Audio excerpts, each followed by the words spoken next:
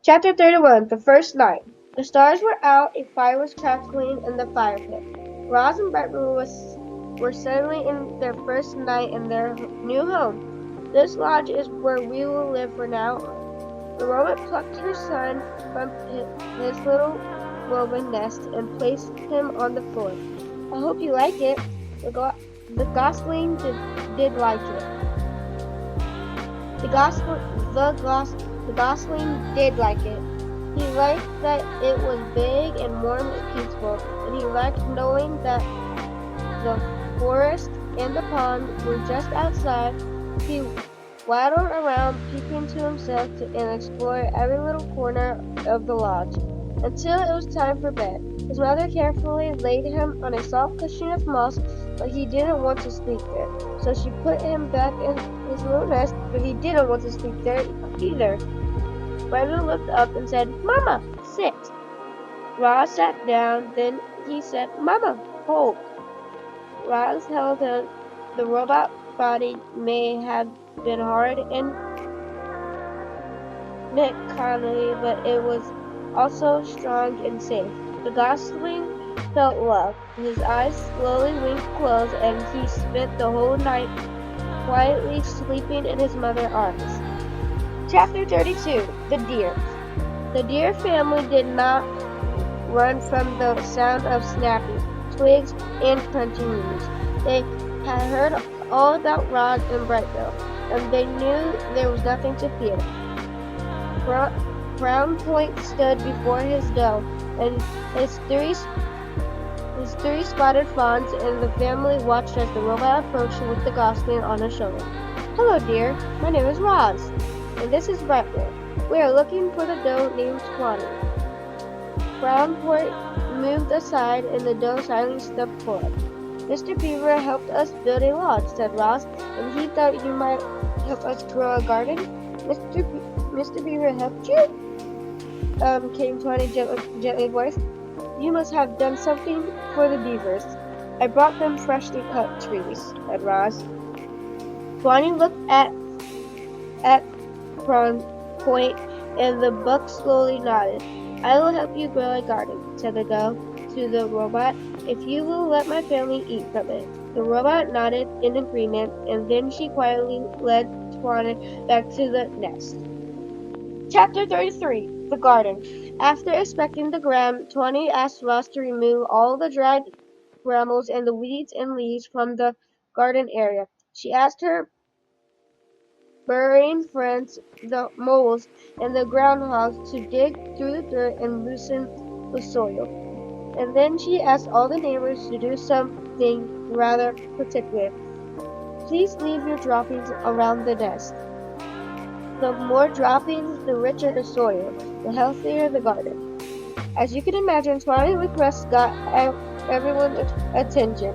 The place was soon crawling with woodland creatures curious to hear more about the garden project. And just like that, the robot was meeting her neighbors, and the plan to help her make friends was already starting to work. There was a festive feeling around the nest that day. Animals were coming and going and chatting and laughing. After some pleasant conversations, each neighbor would choose their spot, leave their droppings, and be on their way, and always with a smile. "We're happy to help," said two smiling weasels after finishing up their business. "It was our pleasure," said a flock of smiling sparrows before they flew away. "I shouldn't be much longer now," said a smiling turtle as he slowly made his contribution. As all this was going on, Roz walked around and thanked everyone. "I am not capable of defecting," she explained, "so your droppings are most appreciated. Once the grounds were fertilized, it was time for the plants." Swanee brought Roz and Brightwell out to a lush meadow. The robot sank her fingers into the ground and felt the spongy layer of roots before the grass. Slowly, carefully, she rolled up wide strips of sod, exposing the dark, wormy soil. She carried the rolls back to the nest and spread them out to make a patchy lawn. Then she transplanted clumps of wildflowers and covers of and berries and shrubs and herbs, until the nest was surrounded by straggling collection of plants. It's not much to look at now, said Twine, but the grass will grow into these gaps and flowers and bushes should perk up in a few days. I'll return soon to make sure it is all taken root. Before long, this will be a lovely wild garden. Chapter 34 The Mother. Like most goslings, Brightbill followed his mother everywhere. He was a slow, tottering little thing, but Roz was rarely in a hurry, and together they loved meandering along the forest paths and around the banks of the ponds. However, they spent most of the time right in their own garden. You see, the garden was no longer struggling thanks to the robot careful attention. It was now bursting with colors and scents and flavors. Clearly, Roz was designing to work with plants. Oh, Roz, you've been so busy. You've been busy, said Twine, as her family gazed on the wonderful wonderland of growing things. This garden is glorious. You've been seeing quite a lot of us around here. Twine missed what she said. Each morning around daybreak, Roz and Brightbill would hear quiet footsteps outside the nest, and there would be Twine and Cromwell and their fawns. Willow, Thistle, and Brook happily nibbled on the garden. The deer weren't the only regular visitors. The beavers became quiet, fond, and grounded on a certain hard shrub at the edge of the garden. Dig down, and old groundhog popped out to munch on berries. Broadfoot and giant bull moose came by to chew on the tree roots, and of course, bees and butterflies were there every day, happily floating through the flowers. There always seemed to be friendly animals hanging around the garden. It was amazing how differently everyone treated Roz these days. Animals who once ran from the robot in fear now stopped by the nest just to spend time with her. The neighbors smiled and waved whenever Roz and Brightbill wandered past, and at the dawn truce, the other mothers were eager to share their parenting advice. Make sure Brightbill gets plenty of rest. A tired gosling is a cranky gosling.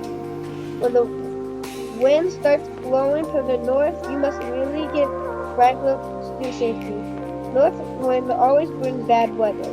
You never be the perfect mother, so just do the best you can. All Brightbill really needs is to know you're doing your best. No gosling ever had a more attention mother. Attentive mother. Roz was always there, ready to answer her son's questions, or to play with him, or rock him to sleep, or to whisk him away from danger. The computer brain packed full of parenting advice and the lessons she was learning on her own, the robot was actually becoming an excellent mother. Chapter 35 The First Swim. Good afternoon, you two, said Loudwing as waddling into the garden. Remember me, Brightbill? Loudwing? Loudwing. Very good. The old gosling giggled. Now, Roz, do you know what tomorrow is? Tomorrow is swimming day, the day when all the parents take their gosling out on the pond for the first time. You simply must bring Brightbill. Swim, swim, said the gosling, shaking his tail feathers. Brightbill can go, said Roz, but I cannot swim. I cannot go on the pond with him. I will not be able to protect them. Who Who have thought a big thing like you would be afraid of a little water? Loudwing laughed. Well, don't you worry about Brightbill. He'll be safe in the flock, and he's going to have so much fun swimming with the other goslings. We'll begin at sunrise, so don't be late. See you in the morning. And with that, the goose plopped into the water and glided away. Swim, swim, said the gosling. Yes, Brightbill, said the robot, staring at the pond. Swim, swim. Early the next morning, peeps and honks and splashing began echoing across the pond water. Roz and Brightbill followed a trail through a bog and over to the beach that was crawling with fluffy goslings and proud parents. Roz took a few steps into the water, and her survival instincts immediately flared up. The robot computer brain knew that if water got inside her body, it could do serious damage. And so as the other parents began swimming across the pond, Roz stood safely in the shallows and watched. Rebel ran up and down the beach with the other goslings, peeping and laughing, and pretended to be afraid of the tiny waves. When one wave finally pulled him in, he felt his body floating on top of the water. A big smile appeared on the gosling's face. Clearly, Brightbill was designing to swim. Very good, Brightbill, said Loudwing as she floated past. You're a natural. Yes, Brightbill, you're a natural, said Roz, trying to sound like a good mother. Loudwing rounded up all the goslings and gave them a quick swimming lesson. Remember, everyone, paddling Another epic victory! evenly to swim in a straight line. Paddle with your right foot to go left. Paddle with your left foot to go right. Try